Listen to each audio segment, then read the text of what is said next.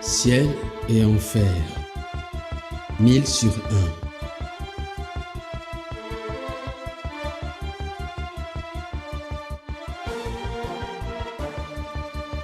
1. En 1987, Révérend Park mourut d'une pression artérielle élevée. Mais par la grâce de Dieu, sa vie a été prolongée pour 20 ans de plus. Cependant, pour les premiers 4 ans, il n'était pas capable de parler dû à sa condition. Il avait à peu près 50 ans quand il fut revenu à la vie. Pendant sa mort, le Seigneur l'a montré le ciel et l'enfer. Je veux que tu saches que si tu es arrogant et orgueilleux, tu apporteras des malédictions sur toi.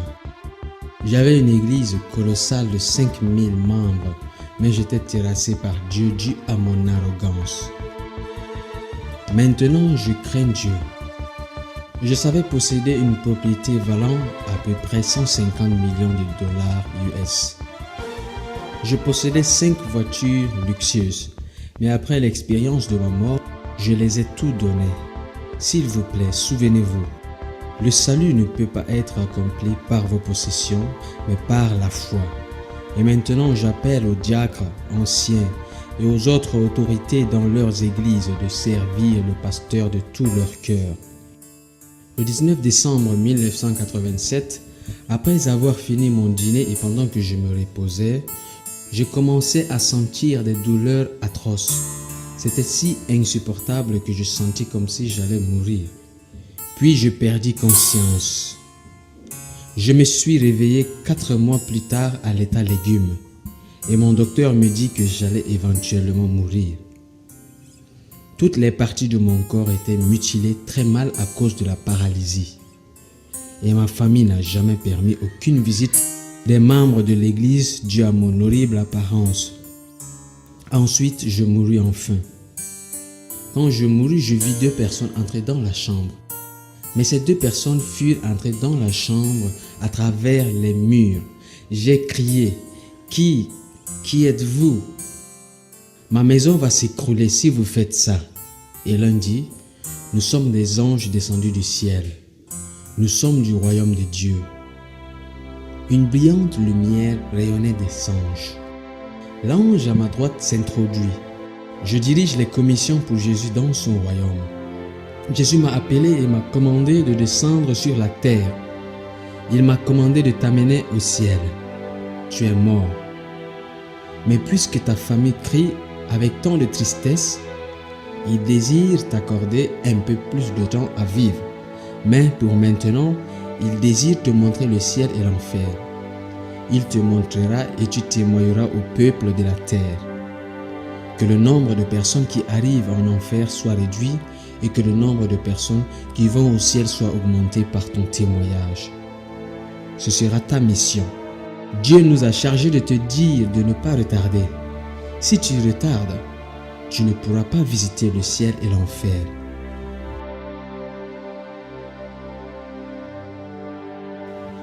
Ensuite, l'ange à ma gauche dit, « Dès l'instant que tu es né et jusqu'au moment où tu étais mort, j'ai été avec toi. » En ce temps-là, je ne compris pas ce que l'ange disait. Maintenant, je le sais. Donc, je dis, je ne peux pas aller, je n'irai pas. Je suis un pasteur, je ne peux pas rencontrer le Seigneur dans cette condition physique. Je veux le voir étant une personne en santé.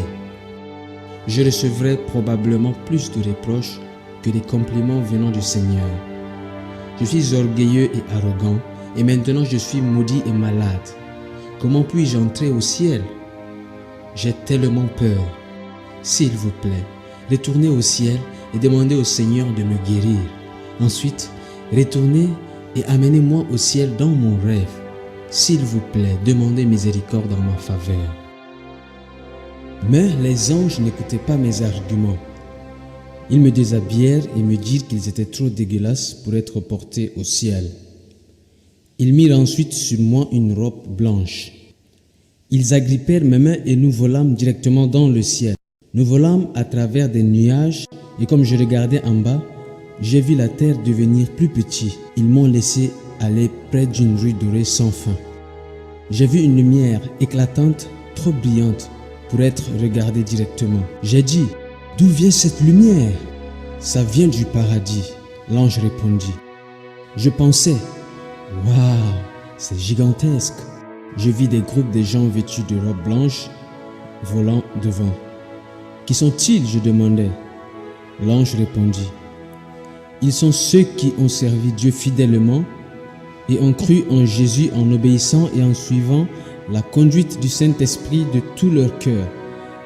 Leurs corps sont morts sur la terre. Ils sont maintenant les âmes allant vers le paradis. L'ange continua ensuite. Il y a 12 portes au paradis. Quand des âmes sauvées viennent au ciel, ils doivent entrer par l'une de ces portes. Nous nous tenions debout dans la porte sud, mais c'était fermé. Comme nous attendions, je demandai à l'ange, « Ange, pourquoi cette porte ne s'ouvre-t-elle pas ?» L'ange me répondit, « C'est parce que tu n'es pas en train de chanter le chant de louange céleste. » Je demandai, « Ange, j'étais vraiment orgueilleux et arrogant. Et comme résultat, j'étais maudit par la maladie. Je ne suis pas doué à chanter les chants de louange terrestres. Comment pourrais-je chanter un chant de louange céleste quand je ne l'ai jamais entendu? » L'ange répondit, « Tu as raison, mais tu dois quand même te préparer à louer. Tu es orgueilleux, mais prépare-toi à chanter. » Les anges commencèrent à chanter. À mesure qu'ils chantaient, je commençais à chanter avec eux. Ça devint naturel pour moi et nous entrâmes. L'aspect du paradis est indescriptible. Je ne peux pas décrire le paradis avec mes mots terrestres. J'ai dit, Seigneur, merci infiniment. Quand bien même j'étais orgueilleux et arrogant et maudit par une maladie, tu m'as toutefois amené au ciel pour le visiter. Puis j'entendis la voix de Dieu, mon bien-aimé pasteur Park Yong-gi. Je te souhaite la bienvenue. Tu as fait un long parcours ici. Sa voix débordait d'amour et de tendresse. Je répondis, larmoyant, Seigneur. Immédiatement les anges me dirent, tu as été un pasteur pendant 20 ans. Tu ne connais pas tes écritures? Il n'y a pas de larmes au paradis. S'il te plaît, arrête ça. Je n'étais pas même capable de pleurer. Le Seigneur m'a ensuite posé 5 questions.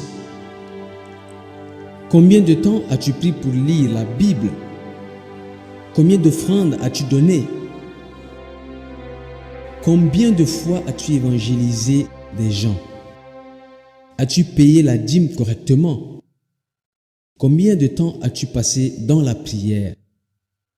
Je ne pouvais pas répondre à la 5e question. Le Seigneur m'a reproché pour la 5e question. Après avoir été le pasteur d'une méga église, tu es devenu paresseux dans la prière. Être occupé n'est pas une excuse pour moi. J'ai dû après me repentir de ça. Les anges vont te montrer beaucoup d'endroits du paradis et l'enfer. Prends ton temps pour admirer autant que cela te plaise. Tu partiras après avoir été témoin de beaucoup d'endroits différents du paradis et de l'enfer. Mais le Seigneur ne me permet pas de voir son apparence. Les anges m'ont premièrement amené dans 3 différents endroits au paradis. Dans le premier endroit, j'ai vu des enfants vivant ensemble. Le second endroit était où les adultes vivaient. Le troisième endroit était où les âmes qui étaient sauvées au travers du feu. Même s'ils étaient sauvés, c'était avec honte. Beaucoup de personnes m'avaient demandé quel âge avaient les petits-enfants.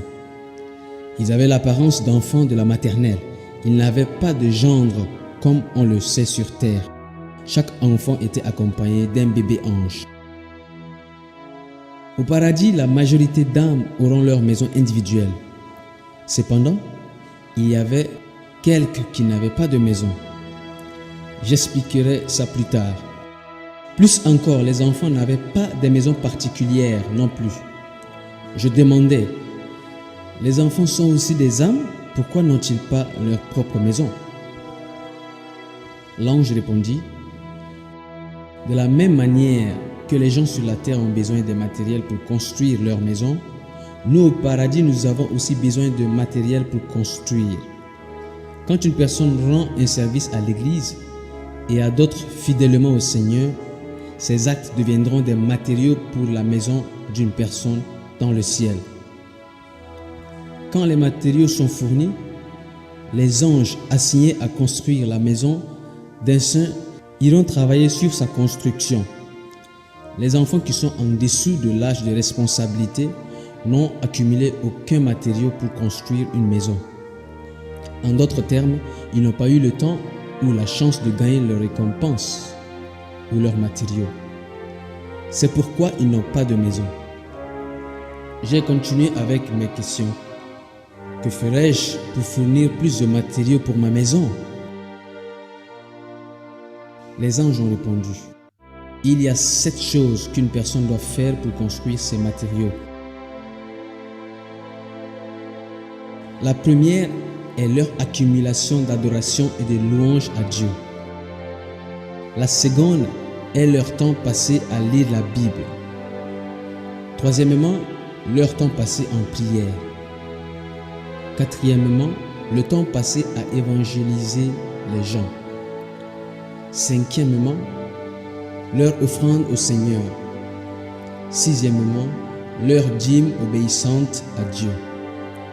Et pour terminer, leur temps passé au service de l'Église en n'importe quelle façon. Ce sont les actions ou les œuvres d'obéissance dans lesquelles on accumule des matériaux pour sa maison céleste. Si l'un fait défaut dans ces domaines, elles n'auront aucune des matériaux pour construire leur maison. Il y avait de nombreuses personnes dans le ciel sans foyer. Beaucoup de ceux qui n'ont pas de maison étaient en fait des pasteurs, des diacres, des diaconesses, des anciens, ainsi de suite. J'ai demandé par curiosité, où vivent les enfants alors? L'ange répliqua, ils vivent ici. Comme je regardais tout autour, ils étaient rassemblés dans le jardin de fleurs. Le jardin de fleurs était si beau et le parfum était hors de ce monde. La scène a été au-delà de ce que je pouvais décrire avec mes mots. Le deuxième endroit était pour les adultes fidèles. Il y a une différence entre le salut et les récompenses.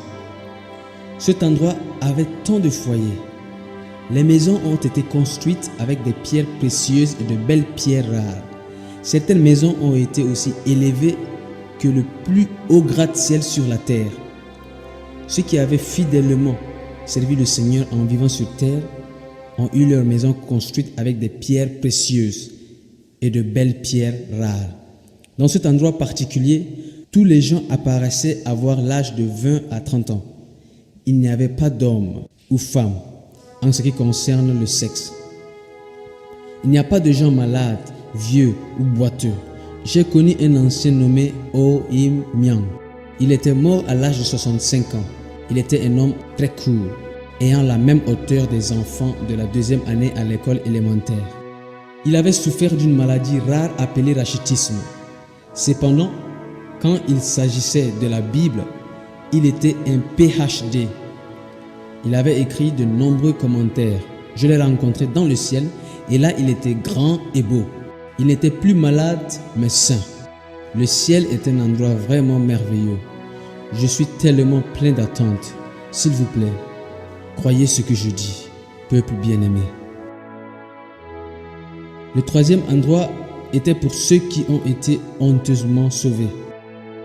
Ce village particulier était énorme en taille, plusieurs fois plus grand que le second endroit, où les maisons étaient faites de pierres précieuses et de pierres rares.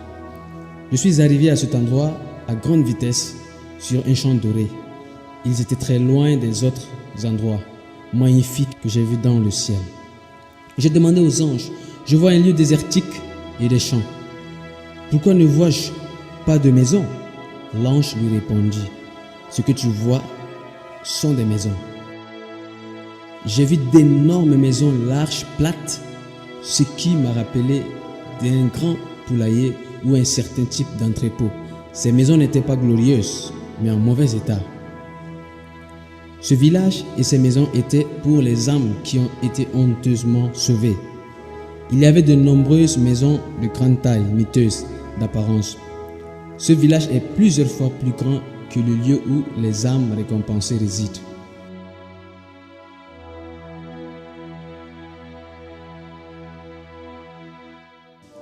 L'ange dit: voyez-vous les deux grandes maisons, une à ta droite et une à ta gauche?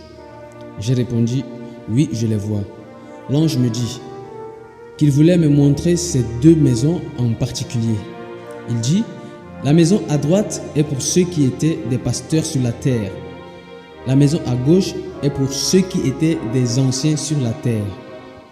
Étant arrivé à l'avant des deux maisons, j'ai remarqué qu'elles étaient faramineuses. Ma mâchoire a chuté. Lorsque nous ouvrâmes la porte et entrâmes, ma première impression a été poulailler. Au lieu des poulets vivant dans leur cage, j'ai vu des âmes. Les anges m'ont conseillé d'observer très attentivement parce que j'aurais reconnu certains pasteurs célèbres de l'histoire. C'est vrai. J'ai reconnu beaucoup de pasteurs de l'histoire. J'ai spécifiquement choisi un pasteur et demanda à l'ange: je reconnais ce pasteur coréen. Je sais comment il était très célèbre et le travail qu'il avait fait pour le Seigneur. Pourquoi est-il ici? Je ne comprends pas. Les anges répondirent: il n'a jamais fourni aucun des matériaux de construction pour sa maison. C'est pourquoi il vit dans un foyer de la communauté. J'ai demandé par curiosité: comment est-ce arrivé? Pourquoi n'avait-il pas de matériaux? L'ange répondit: alors qu'il était pasteur exerçant des fonctions en tant que pasteur, il avait aimé d'être complimenté par le peuple. Il avait aimé à être honoré. Il aimait être servi. Il n'y avait pas de sacrifice et de servitude de sa part. Ce pasteur en particulier a été grandement honoré, notamment en Corée, et une icône dans l'histoire chrétienne coréenne. Mais il n'avait pas de récompense. Vous, pasteurs dans le monde, s'il vous plaît, écoutez. Vous devez amener les gens à plus que juste des services le dimanche matin. Vous devez leur rendre visite dans leur maison. Vous devez prendre soin des pauvres, les extropiés et les vieux. Les pasteurs qui ont servi sans sacrifier leur vie et qui aimaient à être honorés n'ont pas de récompense dans les cieux. Après que j'ai été témoin de cette scène dans le ciel et après que je sois revenu sur terre, j'ai immédiatement donné tous mes biens, y compris mes 5 véhicules de luxe. Notre vie n'est qu'un moment.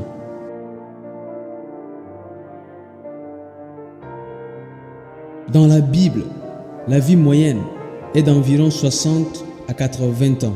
J'avais décidé de tout donner, même mes vêtements. Les gens que j'ai vus avaient reçu le salut dans la honte.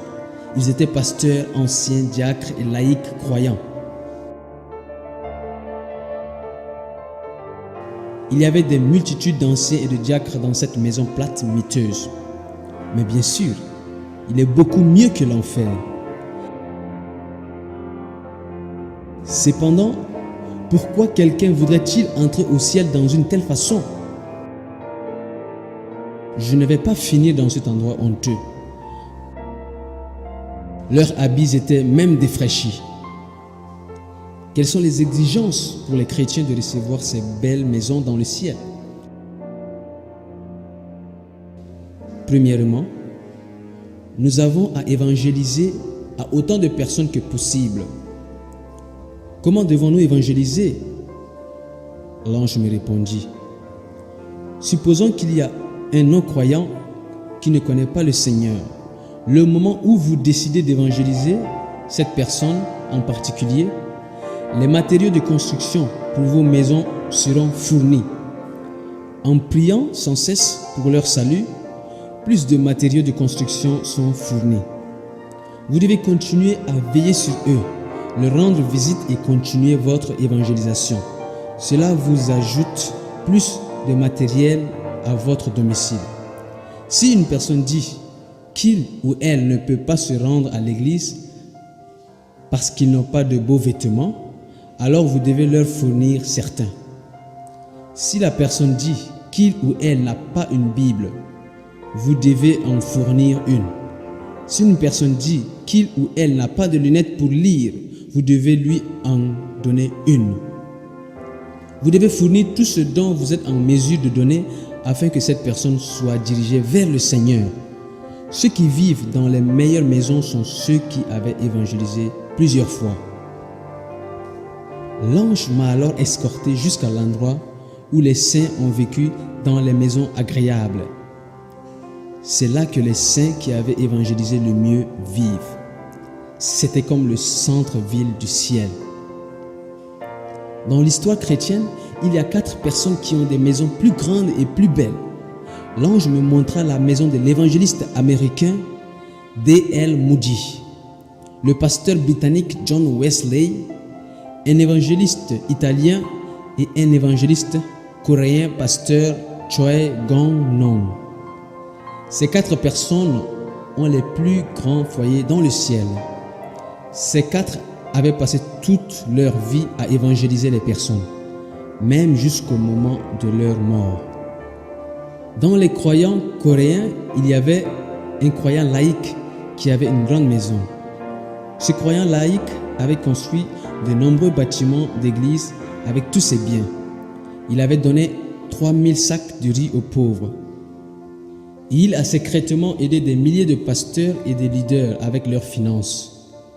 Il a aidé des élèves à étudier la théologie ou à l'école biblique avec leurs frais de scolarité.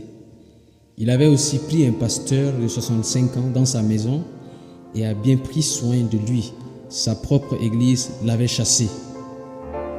J'ai entendu le cri d'un ange. Les matériaux sont en route. J'ai interrogé l'ange à ma droite à propos des matériaux et il m'a dit: ces matériaux sont pour une diaconesse d'une petite église qui est originaire du pays. En fait, elle reçoit des matériaux chaque jour, même si elle est pauvre. Elle vient tôt au service du matin chaque jour. Elle prie pour 87 membres de l'église tous les jours. Quand elle finit de prier, elle nettoie l'église. J'ai entendu un autre cri d'un ange. Livraison spéciale. La fille de la diaconesse a donné le peu d'argent qu'elle avait à sa mère. Toutefois, la diaconesse ne l'a pas dépensé pour elle-même. Elle a acheté 5 œufs et 2 paires de chaussettes pour le pasteur de l'église. Même si cela peut sembler être une petite offrande, elle avait donné tout ce qu'elle avait pour la journée. Cela est devenu des matériaux spéciaux pour sa maison dans le ciel. Deuxièmement, ceux qui ont aussi une grande maison sont ceux qui ont construit des églises et d'autres bâtiments à des fins pour le royaume, avec leurs biens et leurs ressources. Dans le ciel, j'ai aussi rencontré un ancien nommé Choi. Parmi tous les anciens et les diacres coréens qui sont au ciel, il avait la maison la plus belle. Sa maison était beaucoup plus élevée que le plus grand bâtiment en Corée. Choi avait construit de nombreuses églises en Corée avec sa richesse. J'ai demandé à l'ange: et ma maison est-elle en train d'être construite? L'ange dit: oui, il est. J'ai supplié pour voir ma maison, mais il me dit qu'il n'était pas autorisé. J'ai continué à supplier et après quelques mendicités persistantes, les anges dirent que le Seigneur va le permettre. Nous sommes entrés dans le char et avons voyagé très loin à un autre endroit. J'étais plein d'espoir. J'ai demandé: où est ma maison? L'ange répondit: il est là-bas. Mais il semblait que l'endroit était seulement une fondation, seulement prêt pour le développement. J'ai crié: comment pourrais-tu me faire cela? Comment cela pourrait-il se passer? Comment se fait-il que ma maison soit dans une zone de développement? Survivant à la guerre de Corée, j'ai vendu ma seule maison pour construire une église. Cette église est éventuellement passée à 5000 membres. J'ai écrit de nombreux livres inspirés par le Saint-Esprit. Un livre est devenu un best-seller. avec les recettes de ce livre, j'ai construit des écoles chrétiennes. L'école a donné naissance à 240 pasteurs. Durant mon mandat en tant que doyen, j'avais donné plus de 400 bourses à plus de 400 enfants pauvres. J'ai construit des maisons pour les veuves. Tout cela a coûté d'énormes montants d'argent. Alors comment se fait-il? Pourquoi ma maison est-elle dans un endroit de développement? Je suis tellement bouleversé. L'ange lui répondit sévèrement: vous ne méritez pas de vivre dans une telle belle maison agréable dans le ciel, car vous avez été honoré par les gens d'innombrables fois. Chaque fois que vous avez construit ou fait quelque chose de bien, vous avez été loué par les gens. Vous avez même été honoré par les nouvelles laïques. Par conséquent, tous vos travaux sont en vain. J'ai regardé mon domicile dans la zone de développement. Il était situé au milieu de 3 autres maisons. Il n'avait que 3 étages. La maison avait de nombreuses petites pièces sur les 2 premiers étages. J'ai demandé à l'ange: pourquoi ai-je de si petites pièces? L'ange me répondit: ces salles sont à vos fils et vos filles. Je n'ai que 4 enfants, répliquai-je. L'ange répondit: non, ils ne sont pas pour vos enfants terrestres, mais pour ceux que tu avais évangélisés et qui sont sauvés. Je l'ai aimé. J'ai demandé: où est ma chambre principale? L'ange dit qu'il était sur le toit. Cela m'a dérangé. Ma chambre n'était pas encore terminée. Dans un ton irrité, j'ai dit: c'est si petit, pourquoi c'est si difficile à être terminé? L'ange répondit: vous n'êtes même pas mort. Nous ne pouvons pas finir votre maison ou chambre car nous ne savons pas si plus de matériaux seront fournis. Comprenez-vous? Lorsque nous sommes entrés dans ma chambre, j'ai vu 2 certificats accrochés sur mon mur. Je suis donc allé les lire. Le premier décrit quand j'avais 18 ans, vivant dans un orphelinat. Le jour de Noël, j'étais sur mon chemin de retour au service religieux du matin. J'avais vu un homme âgé frissonnant dans la rue. Je retirai ma veste et le lui ai donné. Cet acte m'avait donné une récompense dans le ciel. Le deuxième certificat décrit le même incident, mais il était pour l'achat pour un peu de pain et un peu d'argent que j'avais donné au vieil homme. Le montant n'était pas la question. L'acte doit être accompagné par une foi authentique. Le montant n'a pas de signification. Nous avons quitté l'endroit et sommes repartis au dehors. Pendant le trajet, l'un des anges me demanda: êtes-vous triste? Je vais vous dire comment avoir une belle maison construite. Le Seigneur a dit: quand vous allez retourner sur la terre, vous devez aller dire aux gens à propos du ciel et de l'enfer comme vous avez été témoins. Deuxièmement, le Seigneur désire que vous construisez un lieu de rassemblement pour des femmes pasteurs âgées et pour des évangélistes qui n'ont pas d'endroit pour aller et pour vivre. Si vous faites vraiment fidèlement ces choses, vous aurez une belle maison. L'enfer. Les 2 anges m'ont escorté dans l'enfer et ils ont dit: maintenant vous allez visiter l'enfer. Vous n'avez aucune idée de l'énormité de l'enfer. J'ai crié plusieurs fois: c'est si grand, c'est si grand. C'est le lieu où les âmes qui sont maudites et qui reçoivent la damnation éternelle sont placées. C'était comme si l'enfer était 1000 fois plus grand que la terre. La moitié de l'enfer était de couleur rouge et l'autre moitié de noir épais. J'ai demandé aux anges: pourquoi cette partie est rouge? Les anges répondirent: ne savez-vous pas? C'est un soufre brûlant. L'autre moitié est ténébrée. Quand les gens pêchent et se trouvent ici, ils seront tourmentés des 2 côtés. Il y a des multitudes d'églises sur la terre et beaucoup d'églises sont remplies de beaucoup de gens. Cependant, la plupart d'entre eux ne sont pas de vrais chrétiens. Ils ne sont que des membres d'église. Les vraies églises croiront dans le ciel et l'enfer. La vie de beaucoup de chrétiens sont dans le chaos. parce qu'ils ne croient pas fermement au ciel et l'enfer. Quand une âme entre dans le ciel, 1000 âmes maudites entrent en enfer.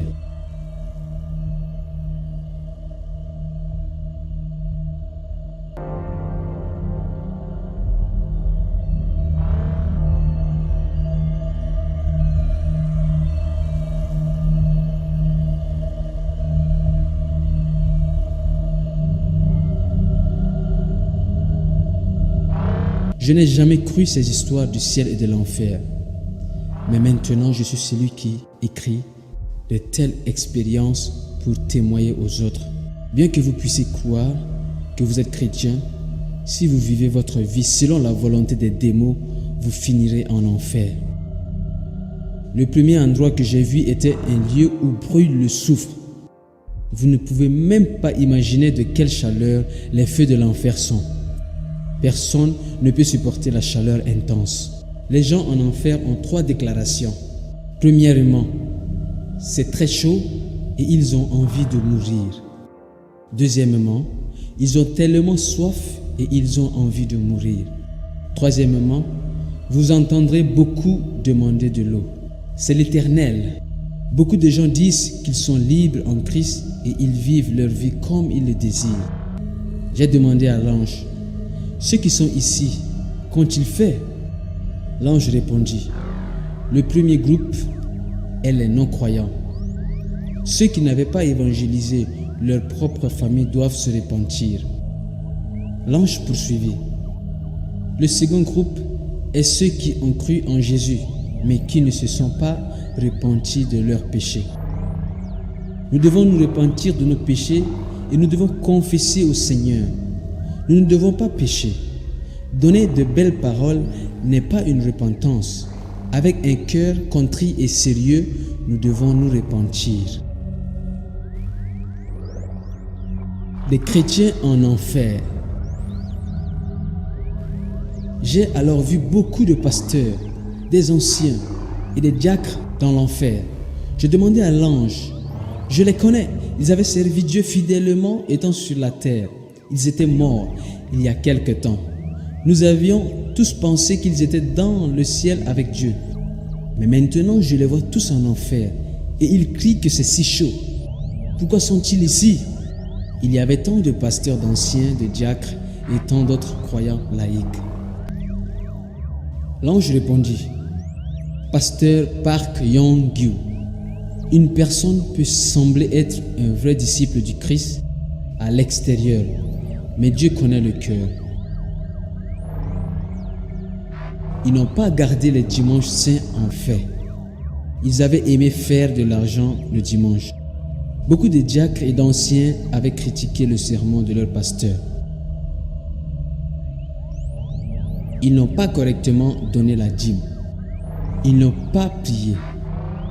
Ils n'avaient pas évangélisé les gens du tout.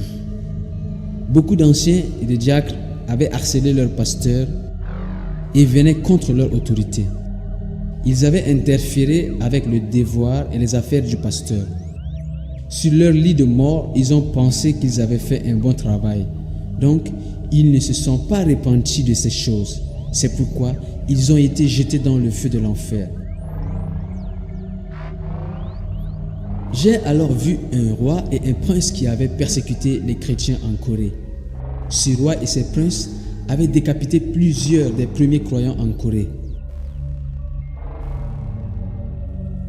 Ils ont été placés dans le centre, qui était l'endroit le plus chaud de tout.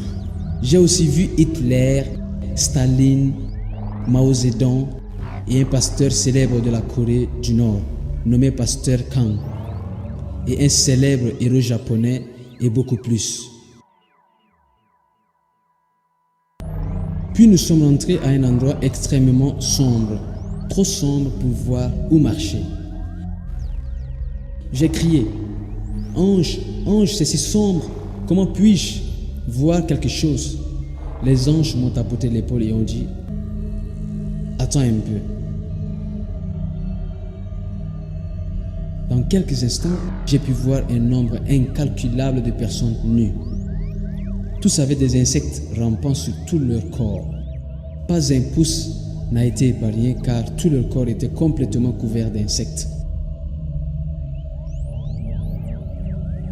Les gens nus essayaient d'éloigner les insectes en se grinçant les dents. J'ai demandé qu'est-ce que ces gens ont fait lorsqu'ils vivaient sur terre.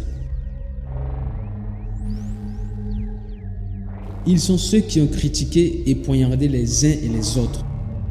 Ils ne faisaient pas attention à ce qu'ils disaient les uns aux autres. J'ai vu les démons percer et poignarder le ventre des gens avec des fossiles. Leurs cris étaient insupportables pour moi. J'ai demandé à mon escorte: Ange, qu'est-ce que ces gens ont fait lorsqu'ils vivaient sur terre? Ces gens avaient des emplois, des maisons et des familles, mais ils ne donnèrent pas à Dieu. Ils n'ont pas aidé les pauvres, leur église et d'autres fins divines. Ils ont été très avares et cupides. Même s'ils rencontraient les pauvres, ils les ignoraient et ne se sont pas souciés. Ils se soucièrent que d'eux-mêmes et de leur famille. Ils étaient bien vêtus, nourris et avaient une vie confortable. C'est pourquoi leurs estomacs sont percés parce que leur ventre était plein de cupidité. C'était une scène très effrayante. Après avoir assisté à une telle scène, quand je suis retourné sur la terre, j'ai donné tout mon argent et mes possessions à autrui. Le salut ne peut être gagné avec de l'argent ou des biens, c'est par la foi. L'enfer est un endroit insupportable et misérable. C'est un tourment éternel. J'ai aussi vu des gens qui avaient leur tête coupée par une scie très filée. J'ai demandé à l'ange: qu'est-ce que ces gens ont fait pour mériter un tel châtiment épouvantable? L'ange répondit: leur cerveau a été donné par Dieu pour penser à des choses bonnes et utiles. Mais ces gens avaient pensé à des choses immondes. Ils ont pensé à des choses lascives. Ensuite, j'ai vu des gens poignardés et coupés en morceaux. Le spectacle était horrible. J'ai demandé: qu'en est-il pour ces gens? Qu'ont-ils fait pour être tourmentés d'une telle façon? L'ange répondit: ce sont des anciens et des diacres qui n'ont pas servi leur église. En fait, ils ne voulaient même pas travailler ou servir. Les seules choses qu'ils avaient aimées étaient de recevoir et de recevoir du troupeau. J'ai vu des anciens, des diacres et d'autres croyants laïcs tourmentés par les démons. Les démons ont fait un trou dans leur langue et ont placé des fils à travers des langues des uns des autres. Ensuite, les démons ont traîné les gens avec le fil. J'ai demandé encore: que faisaient-ils sur terre? L'ange répondit: ils ont commis 4 différents types de péchés. D'abord, ils avaient critiqué leur pasteur. Ils parlaient de choses négatives à propos de leur pasteur. Ils médisaient et ridiculisaient leur pasteur. Je supplie ceux qui ont commis de tels actes de se repentir. De se repentir. L'ange répondit ensuite: ils ont insulté l'Église avec leurs mots. Ils avaient harcelé d'autres chrétiens au point où même les fidèles ont été touchés. Et ils ont cessé de fréquenter l'Église et même amené certains à cesser de croire. Ils ont tout fait pour arrêter les chrétiens fidèles de faire l'œuvre de Dieu. Ces méchants ont causé la chute de nombreux fidèles. Enfin, il y a des conjoints qui buvaient de l'alcool et ont été abusifs aux membres de leur famille.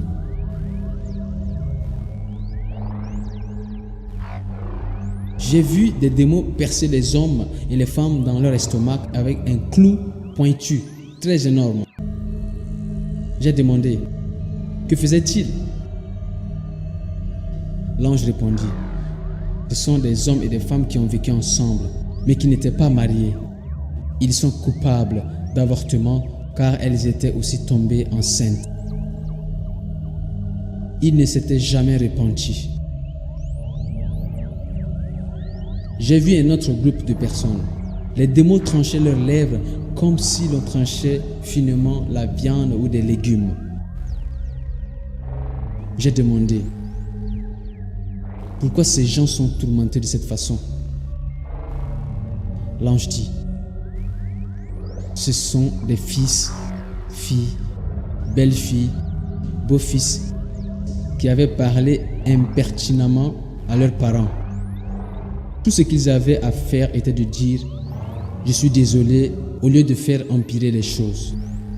Beaucoup d'entre eux avaient utilisé un langage abusif. Ils avaient attaqué leurs parents avec une langue dure. Ils étaient rebelles, c'est pourquoi leurs langues sont tranchées. Frères, nous allons tous mourir un jour, mais nous ne savons pas quand ce sera. S'il vous plaît, soyez prêts. Être prêt est d'aller au paradis. Quand est-ce que nous allons n'est pas la question. S'il vous plaît, pardonnez-vous aussi souvent que cela est nécessaire. Repentez-vous et repentez-vous et faites-le toute la journée s'il le faut. Mes frères bien-aimés, j'avais l'habitude d'ignorer de tels témoignages. J'étais un pasteur presbytérien, conservateur qui ignorait de telles choses. Mais maintenant, je dois vous témoigner et vous attester ce que j'ai vu. S'il vous plaît, n'hésitez pas à vivre une vie sainte. S'il vous plaît, évitez ce tourment misérable et ce jugement. Soyez sauvés. Ne vivez pas pour votre chair, mais soumettez-vous au royaume de Dieu. S'il vous plaît, priez pour ceux qui ne connaissent pas Jésus. Évangélisez et portez des fruits. S'il vous plaît, priez tôt le matin et gardez le dimanche saint. S'il vous plaît, donnez la dîme au Seigneur correctement. Accumulez vos récompenses dans le ciel et non pas dans cette terre. Je prie et vous bénis dans le nom puissant de Jésus.